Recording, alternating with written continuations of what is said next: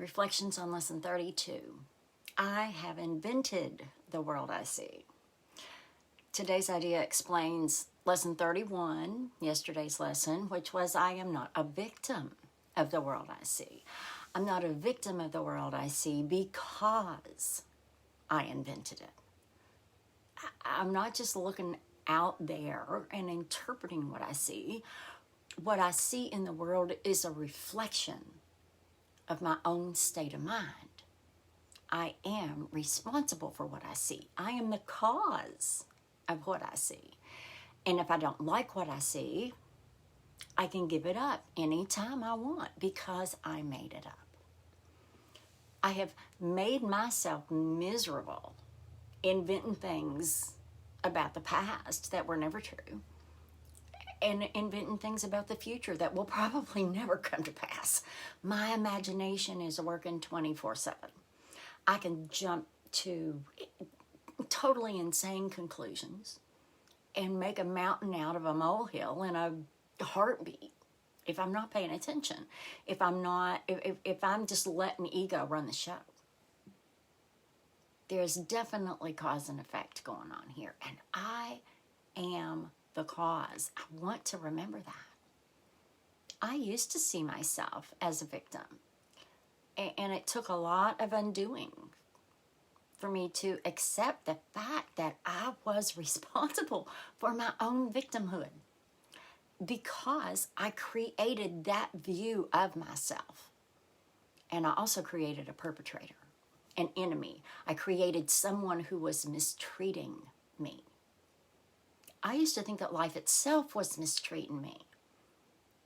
That one still comes up for me. And I only began to recognize it when I started studying this course and watching my thoughts more closely and seeing certain patterns that play out over and over in my life.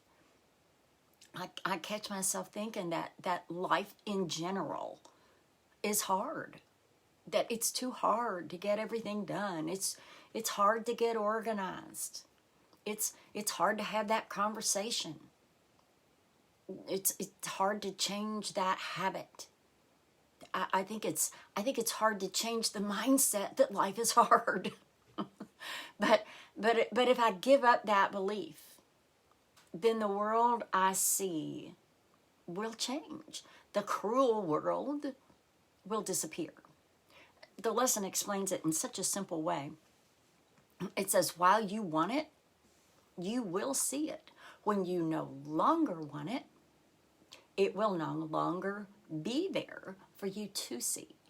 And it says that this applies to what I see in both my inner and outer worlds because they're actually the same. In the practice period, it had me looking at those two worlds separately at first, but recognizing that no matter which world I'm looking at, the inner or the outer, they're both in my imagination. I started without, in the world without, with my eyes open, and I looked around this room, and I realized that I invented this room. I started with what I wanted this room to be for me. I designed it. I imagined what it would look like. I imagined the arrangement. I imagined the way I wanted it to feel. I made it up. And I made it happen. Not much different from the way I imagined myself as a wife. That's what I looked at in my inner world this morning, who I imagine myself to be as a wife. And that's something I keep reinventing as we get older and things change and new challenges come up.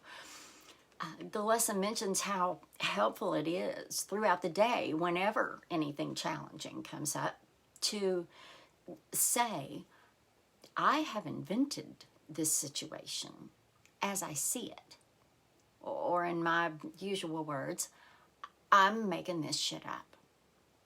And I want to remember what it said at the start of the lesson, that I can give it up as easily as I made it up. I'm free to do that. My mind is free. and I was free to make up this song with a nod to my daddy, who was a prolific cusser and who taught me to play the guitar and who sang Froggy Went a Courtin' better than anybody in the world. So I borrowed that tune.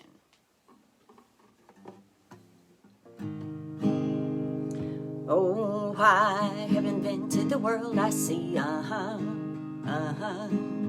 I haven't been to the world I see, I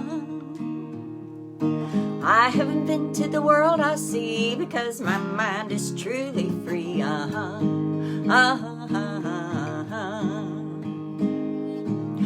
haven't been to the world I see,